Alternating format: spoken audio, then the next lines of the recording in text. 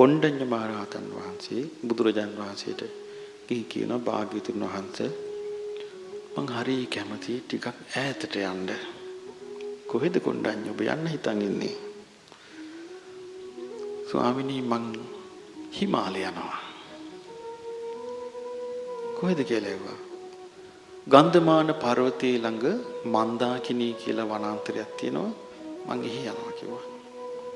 හොඳයි කිව්වා.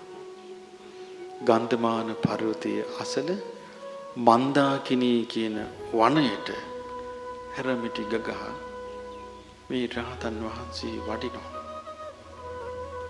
ඒ වනාන්තරේ ඉන්නවා විශාල ඇත්රලක්. මේ ඇත්රලේ හිටපු නායක ඇත් රජා හොඬේ ඔසවලා කුංචනාද කළා කියනවා යහළුවනේ වරෙල්ලා සහෝදරයන් වහන්සේ නමක් වඩිනවා. ඒ පසේ බුදුරුන්ට උපස්ථාන කරපු ඇත් පරපුර. කොණ්ඩඤ්ඤ මහරහතන් වහන්සේ වඩිනවා. පසේ බුදුරජුන් වැඩ සිටියේ ගල්ලිනේ වැඩ ඉන්නවා. දැන් උපස්ථාන කරන්නේ කවුද? ඇත්‍රලක් වට කරගෙන උපස්ථාන කරනවා. මේ ඇත්තු තමයි පළතුරු හොයාගෙන ගේන්නේ. මේ ඇත්තු තමයි සූරු වේලෙන්න දාන්නේ. මේ ඇත්තු තමයි උපස්ථාන කරන්නේ. 12 අවුරුද්දක් ගත වුණා. පිරිනිවන් පාන්න අවස්ථාව ලං වුණා. හිතුවා මම භාග්‍යවතුන් වහන්සේට වන්දනා කරලා පිරිනිවන් පාන්න ඕනේ. 이르දීන් වැඩියා සවැත් නුවර. සවැත් නුවර 이르දීන් වඩිද්දී අහසේ ඉඳලාම පේන්න පහත් වුණා. එහෙම කළේ දැන් මගේ කැරවුල් හිස රැවුල් ගොඩක් ලැබිලා. මගේ සිවුරු දිරලා. කවුරු හරි කෙනෙක් එකපාරට මාව දැක්කොත් මේ කවුද? හිස රැවුලුත් පවාගෙන මේ ඉරිච්ච සිවුරුත් පරවගෙන මොකද මේ කියලා හිතුවොත් ඒක අහිත පිණිස පවතිවි. මං අහසින්ම වඩිනකොට එහෙම හිතෙන එකක් නෑ. බලන්න කරුණාව. අහසින්ම වඩිද්දී බුදුරජාණන් වහන්සේගේ සිරිපතුල් වන්දනා කළා. සංඝ පිරිස අතර පහා කෝලාහලයක් ගියා. අන්න කොණ්ඩඤ්ඤයන් වහන්සේ අහසින් වැඩියා. පොර කන්න ගත්තා වන්දනා කරන්නයි බලන්නයි. ඊට පස්සේ බුදුරජාණන් වහන්සේ අහනවා කොණ්ඩඤ්ඤ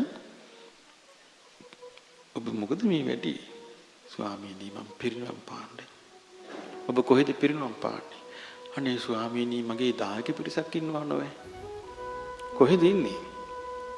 ගන්ධමාන පර්වතයේ මන්දාකිණී පොකුණු තෙර. හොඳයි කිව්වා. 이르දීම වැඩියා උන්වහන්සේ. 이르දීම වැඩලා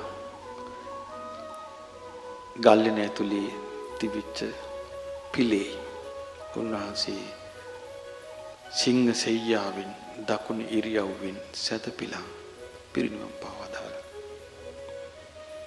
ඇත් රජා ඒ පහුවදා පළතුරු අරගෙන ඇවිල්ලා තියලා කල්පනා කරනවා මොකෝ අපගේ සහෝදරයන් වහන්සේ තවමත් එළියට වැඩියේ නැත්තේ?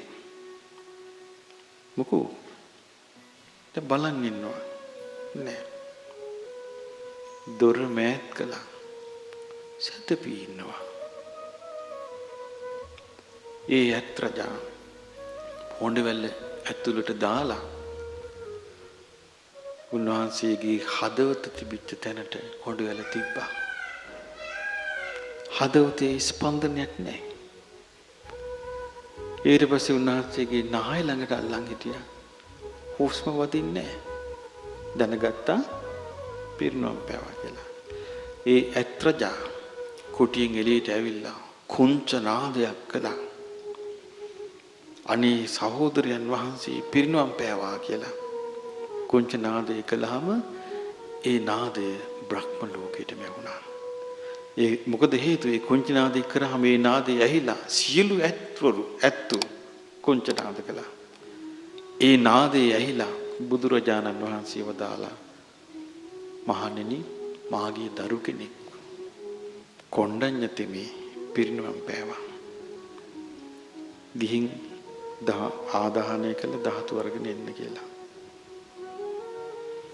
මේ ශ්‍රාවකයන් ගැන සිත පහදවා ගත යුතු නැද්ද? ත්‍රිවිධ රත්නය කියන්නේ ඒකයි.